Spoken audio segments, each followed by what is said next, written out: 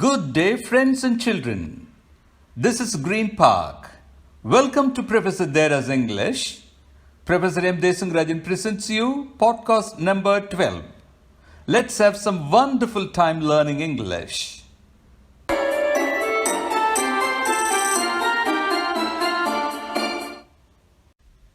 Part 1. Conversation. Prem and Hari are two good friends. They meet at a coffee shop after a long time. Hi, Hari. Good to see you after a long time. Yes, me too, dear. How's it going? Fine, buddy. I'm back in college. What's up with you? I'm working for a pharmaceutical company as a chemist. Good pay, you know. Oh, nice to hear. I'm happy for you. What's your major in college? You used to like English literature. You're right, Hari. I'm majoring in English literature. It's a lot of fun. Yeah, I remember. You used to be very creative. You would read out stories to us and write poems. Yes, dear. Same sailing. I am releasing my first book of poems next week. Oh, that's wonderful. Then it's coffee time and the coffee is on me. And don't forget to invite me. Sure, dear, you will be with me. Let's have coffee. For old times? Yes, buddy, for old times.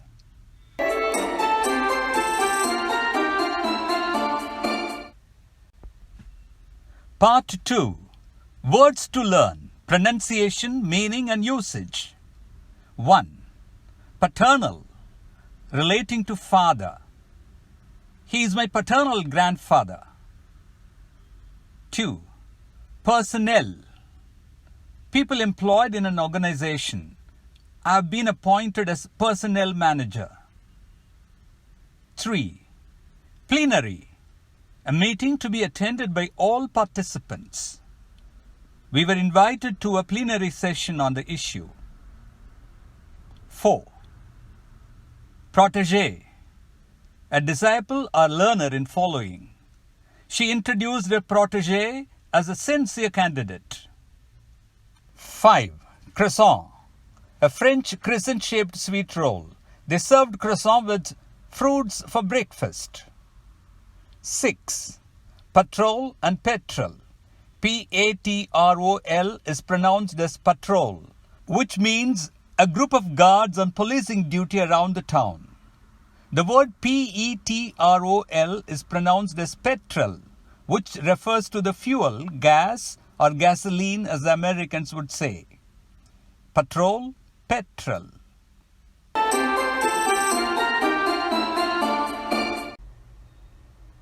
Part 3. Modal auxiliaries by function. Today we are learning 4 modal auxiliaries and their functions. The 4 modals are can, could, may and might. The first function is ability. Here we use can and could. Ram can speak in English, Tamil and Hindi, which means he has the ability to talk in 3 languages. I could lift him off his chair. I have the ability to lift him. I can sing in the church choir. I have the talent and ability to sing. We could persuade them to accept the offer. I have the influence to persuade them, an ability of influence. So can and could are used to express ability. Next, permission. Here we use 3 modal auxiliaries, can, could and may. Can I enter the exhibit hall? Asking for permission to enter. You could use our desktop. The permission is given to use the desktop. May I board the first bus with this ticket? The permission is asked to board the bus. So, can, could and may are used for permission. And the third is possibility. Here we use may and might. It may rain well this season. The possibility of raining. Our team might win the championship. The possibility of winning the championship. The principal may feel happy about his work. The possibility of the principal feeling happy about his work. So children, we learnt about the four modal auxiliaries can, could, may and might to express three functions: ability, permission and possibility.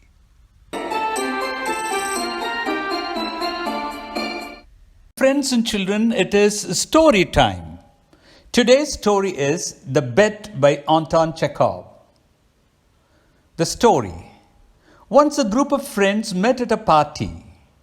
They were discussing about several things as conversation of well-settled friends would happen. One among them was a banker who was several millions of dollars rich. The discussion turned to capital punishment. Some considered capital punishment an immoral one, unfit for a Christian state. Some of them thought that the capital punishment should be replaced by life imprisonment. The banker told that both are inhuman.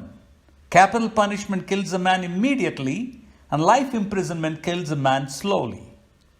But a young lawyer said that life imprisonment at least kept a man alive. The banker challenged the lawyer if he could spend 5 years in prison. The lawyer told firmly that he could spend 15 years in prison. The banker bet $2 million if the lawyer spent 15 years in solitary confinement. The lawyer took the challenge. Still, the banker warned him that he might lose the bet if he left the prison even after 4 or 5 years. Even if it was 2 minutes before the appointed time of 15 years, he would lose the bet. The adamant, greedy lawyer took the challenge. Now the execution of the challenge began. The prison was arranged in the banker's own estate in his garden. The room was a solitary confinement cell. The prisoner could use books to read, a piano, and on request he could get tobacco or wine. Nothing else was permitted. He could message his needs through written slips over the window. He would get into the room at 12 o'clock on the 14th of November 1870 and leave the prison at 12 o'clock on 14th of November 1885, 15 full years. The lawyer entered the prison and was locked. In the first year, he felt lonely. He played piano and read some classics.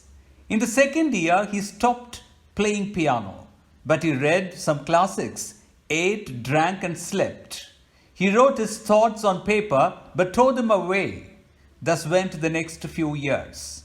In the sixth year, the prisoner began to devote himself to learn languages, philosophy, and history. He learned 6 languages. He had already read over 600 books. The prisoner spent the entire 10th year reading the Holy Book, the Bible. In the next 3 years, he read religious books, Byron, Shakespeare, chemistry, and even a textbook of medicine. He kept reading books like a man swimming among the wreckage in the sea. Thus 15 years had passed.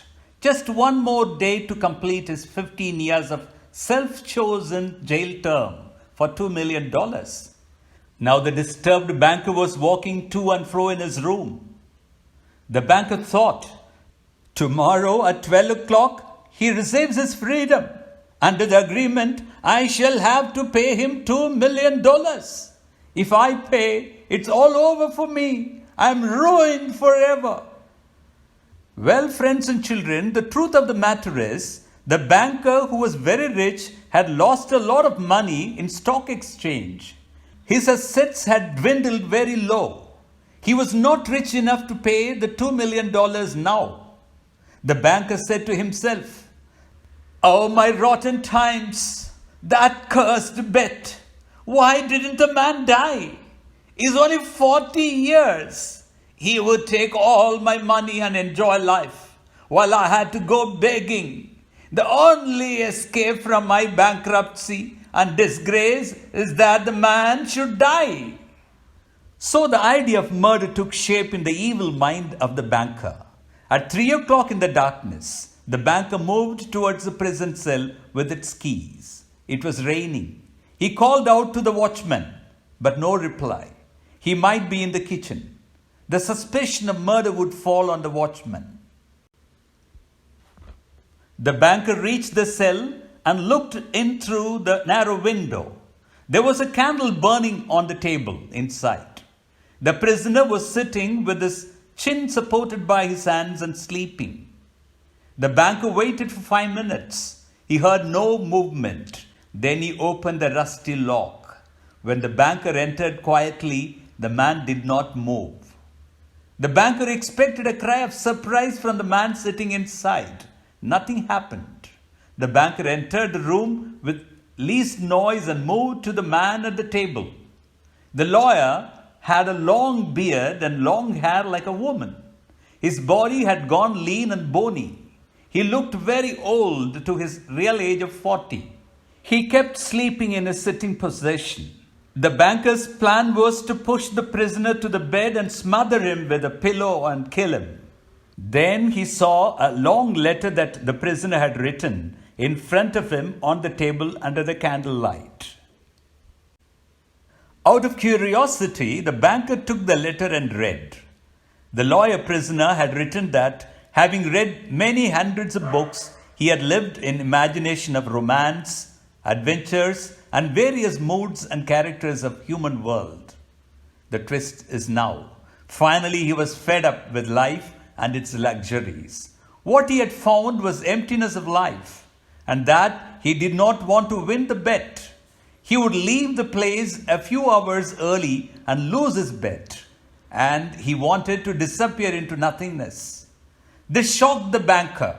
He kept the letter on the table and left the place quietly. He felt a big remorse.